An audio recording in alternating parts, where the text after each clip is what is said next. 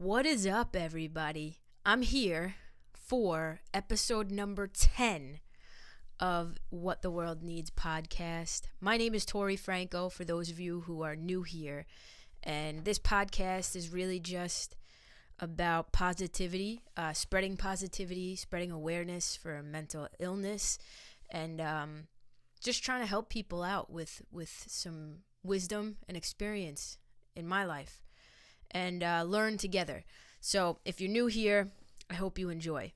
Today, I had so many things I wanted to talk about, and I think that's one of the reasons why I've taken so long to upload episode 10 is because figuring out topics for the week is like a job in and of itself, and I'm juggling this podcast, my main YouTube channel, and everything in between. Writing songs and everything like that. So it's definitely challenging to try and come up with topics. But I've been reading this book, and if you're watching me on YouTube, then you'll see the book is with me. It's called Think and Grow Rich by Napoleon Hill. If you're an entrepreneur or somebody who follows the law of attraction, or the power of positive thinking or anything like that, then you've definitely either read this book or at least heard about it. Also, if you're watching me on YouTube, side note, I have a new lens that I've purchased after Christmas, and I'm trying it out. Let me know in the comments if you like it or if you prefer the old lens. I don't know. Whatever. So anyway, I've been reading this book. I actually just finished it tonight, and the way that I am is, I burped. The way that I am is I like to read. Well, I've always loved to read, but I like to read more than one book at once. I know it sounds crazy, but there are times where I'll read 2-3 books at a time, and I'll jump from one book to the next. So I was reading this book. I just started reading Crushing It by Gary Vaynerchuk. He's one of my favorite people on the internet. If you're an aspiring business person or you're trying to build your brand online and create an influence like I am, for whatever reason or whatever your end result is or your end goal is, he's like the dude to follow. He's so real, he's so raw.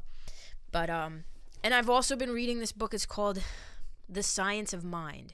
And this book, Think and Grow Rich, is about teaching you how to use your thoughts the right way, to be motivated, to be efficient, to continue working towards your goals, to create goals, and to stay positive. And this book is really where, if you've heard of The Secret, this book is where that really originated. So in this podcast, I know this was a very long intro, but I hope you're sticking with me. In this podcast, I wanted to go over, at the end of the book, there's a questionnaire.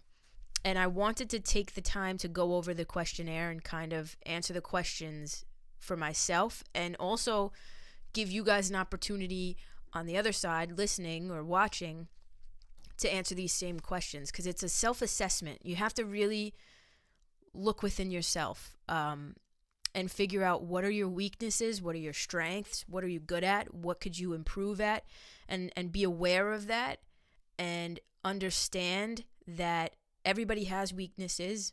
You have to acknowledge yours, accept them, and try and change them in some way. And if you can't change them, try and surround yourself with other people who are strong in those areas that you lack, and see if you could maybe pick something up from them, if that makes any sense. This podcast episode is really for anybody. I mean, it's for anybody, period. But it's for anybody who's got a dream or a goal or an end result that they're trying to reach, whether that be like me, you're trying to become an influencer online, you're trying to spread your music and your message through word of mouth, through speaking like I am right now, through your obviously music. You're trying to create videos and build your following on YouTube. That's what I'm trying to do. Or if you're just trying to build a business, if you're passionate about friggin', I don't know, making laptops, who knows, whatever you're passionate about, this book and Crushing It, actually, by Gary Vaynerchuk. I'll leave links to both these books in the description below where you can get them.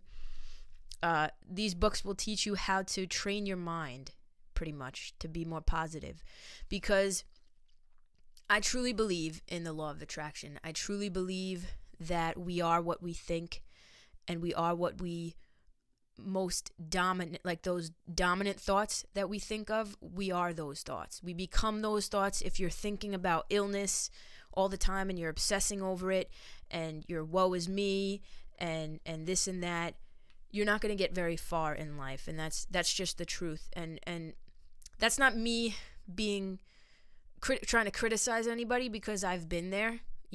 This time last year I was very woe is me, I'm depressed and this and that, making excuses for why I can't do this or why I haven't done that, until finally one day I said, what am I doing? Like, in being this way, how am I helping myself in continuing to stay in this rut? What am I doing to help myself, or what have I accomplished by just literally laying in bed all day, And so I forced myself out of bed, and I forced myself to start really getting serious about what I'm trying to accomplish, and my dreams, what I've always wanted to accomplish since I was a child. So this book, just kind of going, I folded a couple of pages to go back to, and I'm definitely going to read this book again, honestly. It's not a one-time thing. You got to read it over and over again, because when you train your mind,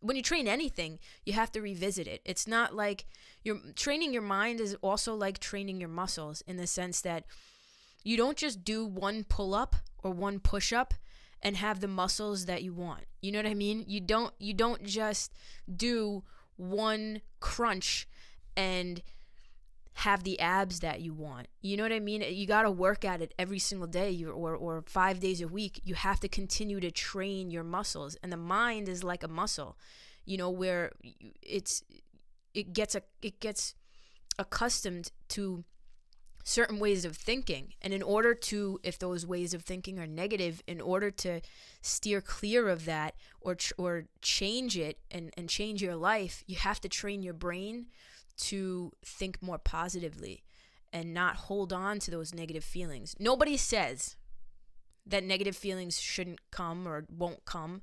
I still to this day think about things and get upset and cry and get scared and have fear. But I choose on a daily basis not to lead with that fear and not to live my life with that fear. Because if I lived leading with fear, I wouldn't be sitting here talking to you guys right now. I would have never gotten the courage to start a podcast. I would have never started YouTube, which started building my following. And, I wouldn't be doing what I'm doing right now, trying to make this a full-time gig. So with that being said, there are 6 fears that we have, 6 basic fears that, according to this book, and this book was written a very long time ago, so it's very dated, but at the same time, like, relevant to today, because it'll always be. So anyway, we have 6 basic fears: the fear of poverty, criticism, ill health, the fear of losing somebody that we love, the fear of old age, and the fear of death. Some of us have all of them. Some of us have 3 out of 6. It all depends on who you are and how you are as a person. And I guess you can assess that, on your own. If you ever read this book, you'll definitely be able to reflect and really figure out, like, what are mine? What are the fears that I really, really have in my life, right? So the questionnaire, where is it? Hold on. I got to find it. The questionnaire is it's a self-assessment. And it's like you have to ask yourself a bunch of questions and answer honestly, right? So I was reading this and I was like answering out loud, but I want to answer on record. And I feel like the best way to do it is on this podcast, And maybe, who knows, I can revisit this episode a couple of years from now or a year from now and try and answer the same questions again. And if you're watching or listening, try and answer these questions on your own as well. Answer them for yourself. So, question number 1 is, do you complain often of feeling bad? And if so, what is the cause? So for me, that answer is genuinely no, I don't. I really don't complain a lot about, if I have a headache or whatever, I'll say it, obviously, but I don't dwell on it. And I'm, other than that, I'm not really complaining a lot about anything. Do you find fault with other people at the slightest provocation? So, do you blame people for the dumbest things? Me personally, no. I don't. That's not something I do. But again, if you're watching or listening, answer this for yourself. Do you frequently make mistakes in your work? And if so, why? Well, right now, this is my work. I would say the only mistake that I make in my work is procrastination. As far as content is concerned, I would say it's not so much a mistake because I'm not really messing up or anything. It's just an issue that I have, that I know I have. Are you sarcastic and offensive in your conversation? No, I'm not. I don't like offensive people that try to just purposely be rude. Do you deliberately avoid the association of anyone, and if so, why? For me, no. I don't deliberately avoid anyone, but I do try to now avoid people that are no longer serving me or people that are adding negativity into my life. I try to avoid those people. And actually, I've done a good job in getting rid of those people. I talked about this in a previous podcast. Not going to get into it in depth. But anyway, let's see. Where am I? Here I am. Do you suffer frequently with indigestion? If so, what is the cause? No, I don't. I used to. Fun fact. I used to really badly suffer with bad heartburn and indigestion. And it would make me nauseous. But I don't anymore. Honestly, since I've started doing this and really just trying to live by my truth and my dreams without letting other people on the outside dictate to me what I should be doing with my life as far as a career, and also ever since I started eating healthily, is that a word? I don't know. Ever since those two things, no, I don't really suffer from indigestion that often. I mean, it comes, but not as often as it did. Does life seem futile and the future hopeless to you? For me, that would be a no. Do you like your occupation? If not, why? I do. I didn't.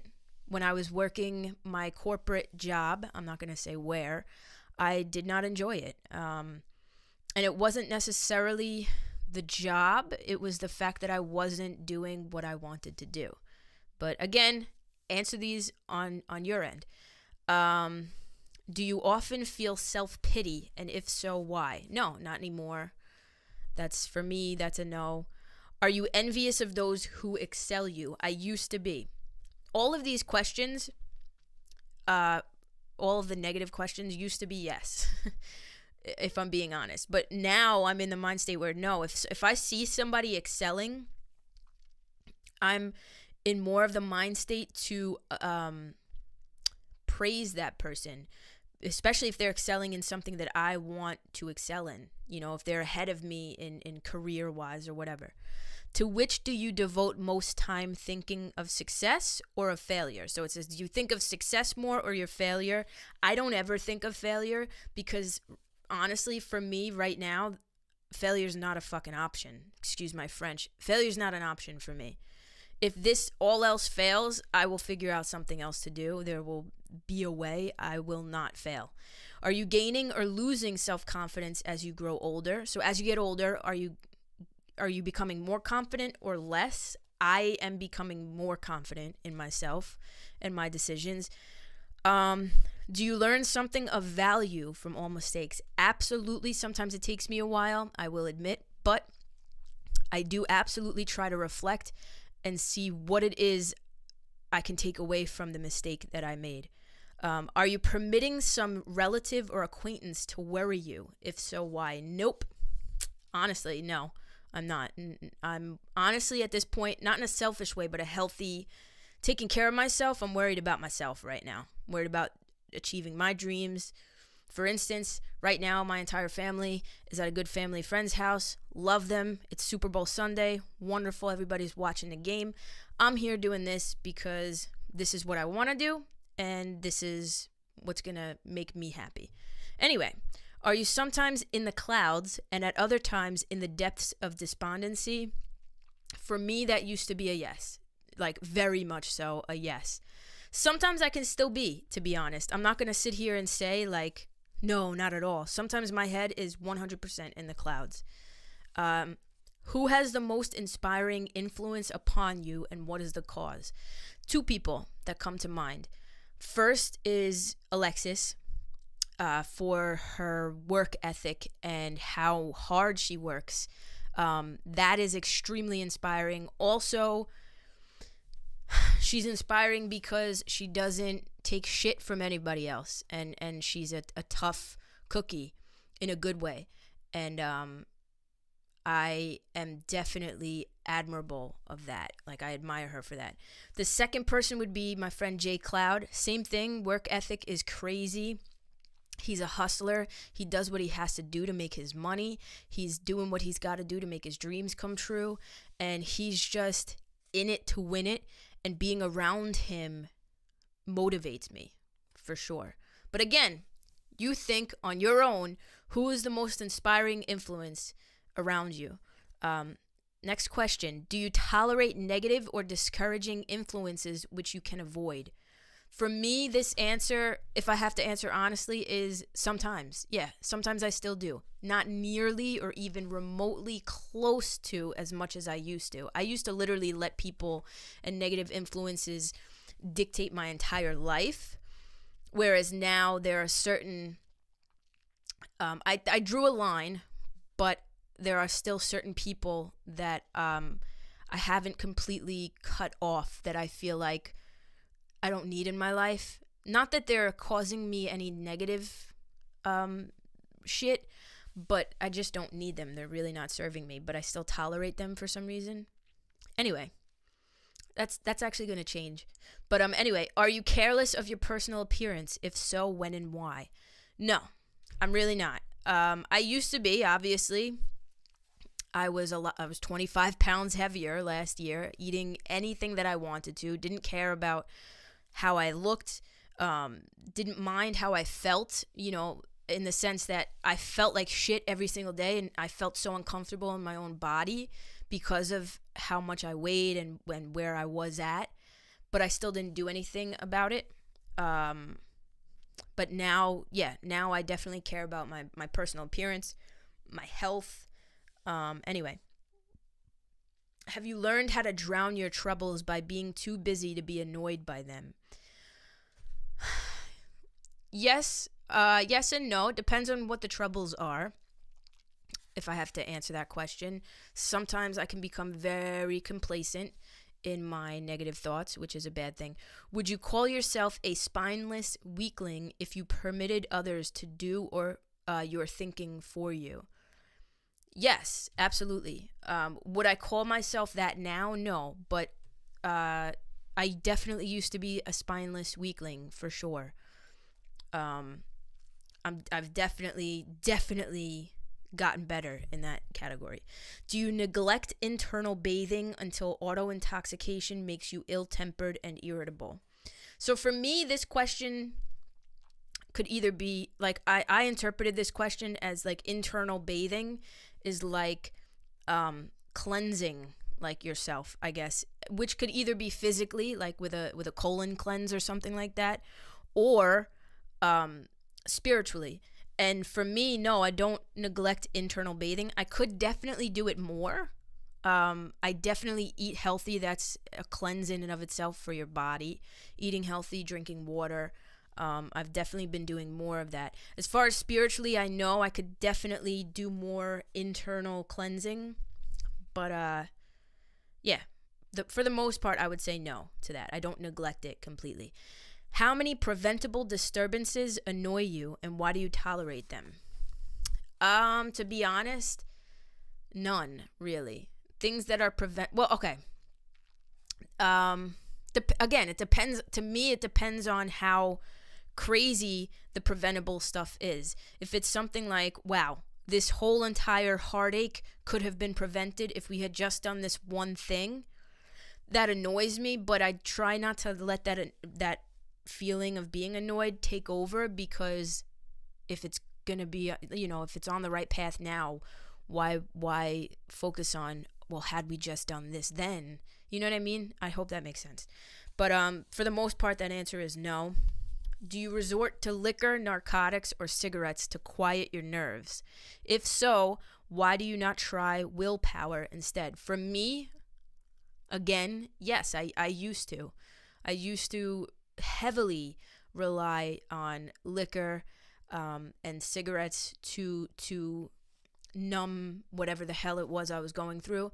Now, I still drink, but I definitely don't do it nearly as often. Does anyone nag you? And if so, for what reason? No, nobody nags me. Nobody at all. I don't really have people that nag me.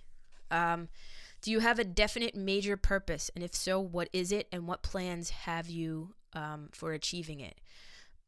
Yes, I do have a definite major purpose. My purpose is to make a change or a difference with my voice, help people going through some shit with either my music or this type of thing. You know what I mean? My influence on the internet, that's my purpose. I really genuinely feel like that. My purpose is to spread positivity, spread a positive message. What plans do I have for achieving this purpose? Exactly this. Just continuing to create, continuing to put myself out there, and network with people, continuing to create content for the internet. Do you suffer from any of the 6 basic fears? If so, which one? I would say I have a huge fear of the loss of a loved one. That's my biggest fear. I used to really, really badly fear death, like really badly, but like so bad that it would give me anxiety. But now I feel like, now that I've been focusing on my dreams and my purpose in life, I feel like I'm not afraid of death. I accept that eventually it's going to happen. And I just know in my heart it's not going to happen for a very long time. I know that to be true. And I think right now one of my biggest fears is the loss of a loved one. Do you have a method? See, the sometimes the wording of it is a little weird because it's so old. Do you have a method by which you can shield yourself against the negative influence of others? Yes, I do, actually. Honestly, this YouTube and focusing on my goals as far as becoming an influencer and building my brand and building my online presence, all of that is definitely a way that I've been able to kind of shield myself because I'm focused on other things. I guess that's it. Do you make deliberate use of autosuggestion to make your mind positive? Autosuggestion in this book is really, in layman's terms, meditation, prayer in the right way, you know what I mean? Things like that. Do I make deliberate use of autosuggestion? Yes, now I do. If I find myself with a negative thought, and that negative thought has turned into a negative feeling, like a knot in my stomach, I will very quickly try and put that thought out of my mind and think of a positive thing or some positive things that will counter that negative thought and make that feeling go away. So yes, absolutely. What do you value most, your material possessions or your privilege of controlling your own thoughts? My privilege of controlling my own thoughts. My material possessions mean absolute shit to me, if I'm going to be completely honest. That's that. Are you easily influenced by others against your own judgment? No, not anymore. I used to be, very much so. Sometimes I still struggle with this, but for the most part, like 90% of the time, no, I'm not. Has today added anything of value to your stock of knowledge or state of mind? Yes, reading this book alone has definitely added so much value to my stock of knowledge. And side note, reading, I know it's so it's underrated, but I know it's so, like, everybody's like, oh, reading, I hate to read. Nobody reads nowadays because we have the internet where you can just Google shit. But reading, realistically, there's a statistic out there. I don't know specifically what it is, but pretty much says the most successful people, the richest people in the world, read once a day. Something. They read something once a day. So just food for thought. Do you face squarely the circumstances which make you unhappy or sidestep the responsibility? I try to face the circumstances which make me unhappy. I really genuinely now try to. I was a runner. I used to be a very big runner of, nope, let's just sweep it under the carpet and not worry about it, not talk about it. Now, after what I've been through in my past and just certain situations, I'm the complete opposite. Do you analyze all mistakes and failures and try to profit by them, or do you take the attitude that this is not your duty? I try to genuinely be better every single day, whether that be better to a loved one, and take it there and be more considerate of another person's feelings, or just better to myself in the sense of, you know, if I say I'm gonna do something, do it. I try genuinely to be better every single day, and part of that trying to do better is looking at where I've failed and trying to see how I failed, why I failed, and what I can do to make sure that I don't do that again. Can you name 3 of your most damaging weaknesses? What are you doing to correct them? Oh, shit. 3 of my most damaging weaknesses. Procrastinating. That's definitely one. Communication. That could still use a little work. And I would say the third one would have to be, let's see, 3 of my most damaging weaknesses. Lack of self-confidence and not feeling worthy enough. Lack of self-love. That is probably one of the most debilitating. And I actually think, now that I think about it, that lack of self-love or self-confidence is actually where the procrastination comes from, and the communication. Because when you're not confident in what you're saying, because you think that you're going to be judged, or you think that if you say something, the person you're speaking it to is going to leave or abandon you or up and tell you to go fuck off, that's where it comes from. What am I doing to correct them? Like I said, trying to improve every single day, trying to look back on yesterday and say, what did I do yesterday that I can do better today? Like, what can I do better today than yesterday? Do you encourage other people to bring their worries to you for sympathy? No. I do not want anybody to worry about me at all. That's not how I live. I feel like if you're going to get attention, you should get positive attention, and not negative attention where people feel bad for you and want to coddle you. That's just my opinion. Do you choose from your daily experiences lessons or influences which aid you in your personal advancement? Yes, I do. Absolutely. I try. Definitely try. I'm so hard on myself when it comes to everything, really, genuinely. Every night I think, like, tomorrow I have to do better.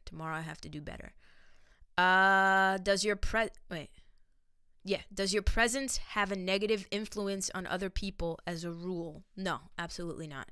That I can say with the utmost confidence, that my presence, and I've known this, I have a very good energy, a very good disposition. I've always been told this. My presence, that's what I just said. My presence has actually a positive influence on other people. And I've been told this my entire life. What habits of other people annoy you most?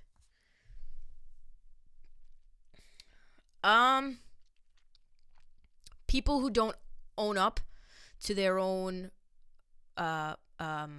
shortcomings. I don't want to say annoys me, because it's not something I think about on an everyday basis. People who think they know it all, that definitely annoys me, 100%. People who don't people who try to get negative attention from others, that definitely annoys me. Well, I apologize for that. My camera just stopped recording. These Canon cameras, after a half hour of recording, they stop automatically for some reason. So I apologize. But anyway, we're almost done with this. And then this is the podcast. I really genuinely want everybody listening to take these questions, and whether you write them down, pause this or whatever, write it down, or just answer out loud, and continue to come back to this every couple of months and do this. That's what I'm going to do. Does your presence have okay, no. What habits of other people annoy you most? I went through that. Do you form your own opinions or permit yourself to be influenced by other people? I do both, actually. I used to be really, really bad with allowing other people's opinions to affect me, in my opinion. I based my actions heavily on the opinions of others. But now I more so, because I feel like we're all influenced by other people. We all can be, especially if we look up to people in certain ways. I'm definitely influenced by people's opinions. But the people who influence me are people that I know are not out to harm me in any way. And also, I don't lead with worrying about those people's opinions, if that makes sense. So I do both, but if I had to give it like a ratio, I would say that 70% of the time I'm forming my own opinions. 30% of the time I'm asking other people what they think.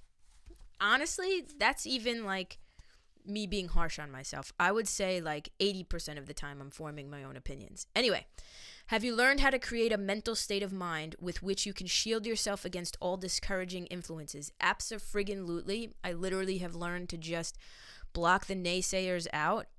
I'm lucky that I don't have that many naysayers, to be honest, or people who don't really support the movement. I'm lucky that my YouTube channel in 1 year has gotten almost 20,000 subscribers, almost effortlessly, realistically. And that's not even me bragging. That's just me saying, I'm just genuinely grateful for that there are people out there that don't know me from a hole in the wall that believe in me. So yeah, that has definitely helped me create that mental state of mind. Does your occupation inspire you with faith and hope? Yes. Doing this every day gives me a reason to wake up in the morning. Trying to find topics to talk about that are inspiring and exhilarating and all of that gives me purpose. Figuring out, what's my next YouTube video gonna be about? How can I step up my game? What's the next song I'm gonna write? Like, focusing on this really genuinely gives me purpose. It makes me feel like I'm headed in the right direction and I'm going somewhere. And seeing the results of that really, really, truly inspire me. So yeah, absolutely, I have faith and hope. Are you conscious of possessing spiritual forces of sufficient power to enable you to keep your mind free from all forms of fear? I guess what that means is like, am I open to communicating with like angels and and God and everything like that? And the answer is yes. I have my own beliefs. I'm not a religious person. I'm spiritual. I believe we are all created of energy. We are made of energy. And my idea of God is very different from others. And I know that. But yes, I'm definitely conscious of possessing spiritual forces to enable me to keep my mind free. Absolutely. I pray to Archangel Michael. I don't know if you guys have ever heard of him, but I've actually been considering getting my tattoo on this arm, on my right arm, of him, an entire sleeve of him, because at my darkest times, I've prayed to him for strength and courage and for answers and just to protect me. And I genuinely feel connected to him for some reason. And I know that may sound crazy, and honestly, in the past, this may sound crazy too, but I was talking about this to Alexis last night. I've seen Archangel Gabriel, and people are going to think I'm crazy, but I swear to God, I was sleeping, I woke up, and I looked, and I saw this blonde, glowing, angel-like figure just standing there, staring at me, smiling, shaking its head, yes, as if like okay, everything's gonna be okay. And I wasn't scared, I wasn't anything, and I closed my eyes, and I was like, am I fucking bugging out right now? And I opened my eyes again, and this thing was still there.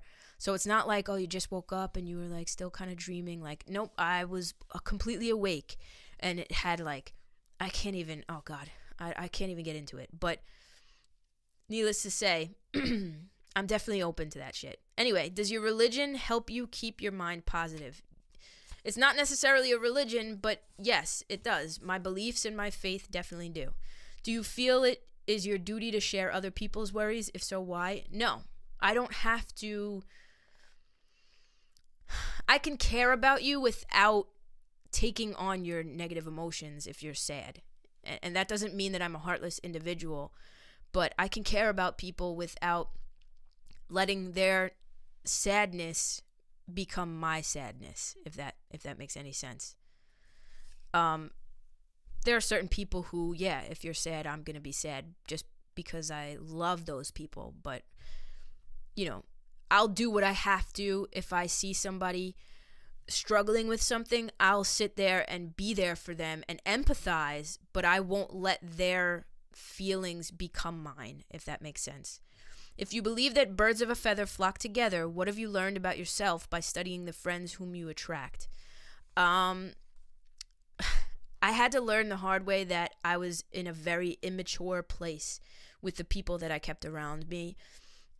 And I made excuses for these people because they were people that I hung out with every single day, that I'd known since I was a very young kid, and we grew up together. But I had to really assess the fact that these people, that I had outgrown them, and that it was time for me to continue to outgrow them, and that being around these people were actually keeping me in that immature mind state where I was making poor decisions. So yeah, I definitely have done that, and now the people that I keep around are people that are into music and into really building themselves from the ground up, and people that are motivated. What connection, if any, do you see between the people with whom you associate most closely and any unhappiness you may experience? Huh? None? I don't see any connection. Could it be possible that some person whom you consider to be a friend is in reality your worst enemy because of his negative influence on your mind? Not anymore. No, that's not possible anymore, because I don't let negative people penetrate my mind. I used to. I used to let people's negative or immature mind states influence mine. Not anymore. But by what rules do you judge who is helpful and who is damaging to you? By the rules that, okay, people who are helpful are people who I genuinely feel motivated to be around for whatever reason. Like Alexis, for instance. I love being around her just because I like to help her. I love to talk to her. The conversations I have with her are very intellectual and very deep and inspiring. But also at the same time, with my YouTube channel, I love opportunity that I have to create content with her, and that motivates me. J Cloud, same thing. You know, our conversations are very like, I always leave my encounter with that person, whoever it is, feeling motivated and inspired to work. The people that are damaging to me are the people that are no longer in my life, but those were the people that didn't necessarily motivate me, but motivated me to do the wrong thing, motivated me to drink heavily, motivated me to be around the wrong people, motivated me to hurt the people that were closest to me. That's how I really gauge who should be in my life and who shouldn't. Are your intimate associates mentally superior or inferior to you? I would say, for the most part, they're mentally superior, or at least level with me. You know, there are certain things that I know I can teach people that I surround myself with mentally, and then there are other things that I know I've learned from those people. So I would say there's sort of, I don't know. I don't know how to answer that one, really. I guess both. How much time out of every 24 hours do you devote to your occupation? I would say maybe 6 hours. Sleep, that's another 5 to 6 hours. Play and relaxation, I do that way too much. I would say maybe 6. So what are we at? 18. Acquiring useful knowledge, that's probably 2 hours. That's 20. 3 hours, that's 21. Plain waste, another 3 hours. Yeah, I definitely waste a lot of time. Who among your acquaintances encourages you most? Like I said, Jay, Alexis, those people encourage me the most. You guys all on YouTube encourage me the most. Caution me the most. Alexis is very protective of me, so she cautions me with a lot of people. Be careful of this person, be careful of that person. Discourages me the most. Who discourages me the most? Honestly, nobody. Really nobody at this point in my life discourages me from doing what I'm doing. What is your greatest worry, and why do you tolerate it? My greatest worry is not being able to spend the most time with the one that I love the most, or losing Alexis. That's my greatest worry, is losing Alexis. Why do I tolerate it? True, I should not be that fearful, or allow it to consume me so that I'm making poor or bad decisions, in the sense, like a bad decision meaning like being erratic with my emotions. But I tolerate it, I guess, because I don't want to lose her. When others offer you free, unsolicited advice, do you accept it with question or analyze their motive? Do you accept it without question? No, not anymore. Yesterday I was at the barbershop getting my hair cut, and I played one of my songs for somebody I didn't really know. He was cutting hair next to me, and he listened to the song, and he seemed like he liked it, but he was telling me, and I don't think his motives were bad. I didn't question his motives, but at the same time, I understand that there are people out there who genuinely think that they know everything, and they think they're experts in everything, and they think that when you play them your music, that gives them the not control, but the power to be like, oh, well, you should have put this here, or you could have done that, and it would have made the track this. And it's like, to me, I don't really even know you for you to be saying this. Does it bother me? No. You're giving me your suggestion. I understand it wasn't coming from a bad place, but in the same sense, it's like, why? I would never, because I don't think of myself as an expert, in the sense that I don't feel like I know more than other people. If somebody plays me a song if I know them and they're asking my opinion, I'll say, yeah, you could probably do this or you could probably do that. But if somebody's playing me their song on their finished album, I'm not going to sit there and be like, oh, you should have done that. You could have totally done that, and that would have brought the track out. To me, that's very arrogant. And that's somebody, claiming to know something that more than you. And I think that's very pretentious. Is that the word? I don't know. So when others offer me free, unsolicited advice, do I accept it without question? No, I don't. Or do I analyze their motives? I analyze their motives and analyze their expertise on the subject. Period. What above all else do you most desire? Do you intend to acquire it? Are you willing to subordinate all other desires for this one? What above all else? What I want is financial freedom to do whatever the hell I want in my career path.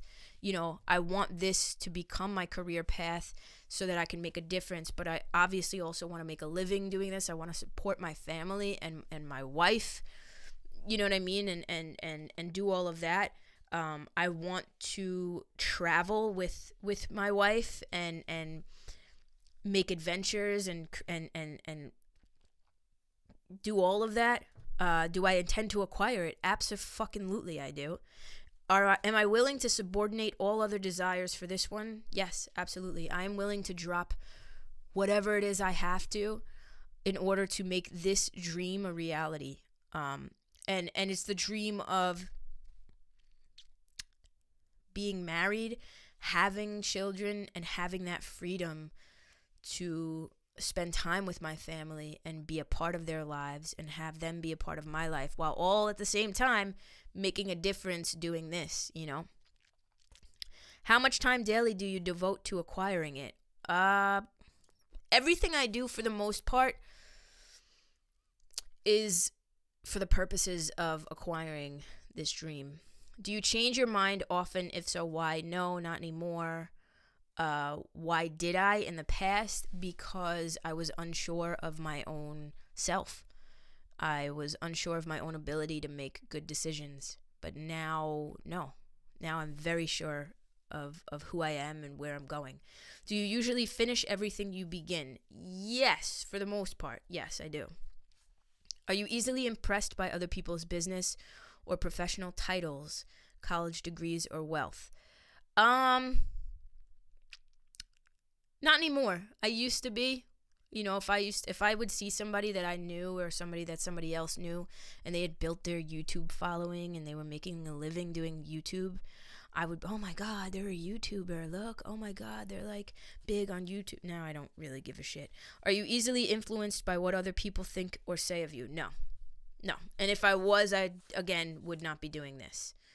Do you cater to people because of their social or financial status? Absolutely not. And I think that's it. Oh, wait, no. Whom do you believe to be the greatest person living? The greatest person living. In what respect is this person superior to yourself? The greatest person living.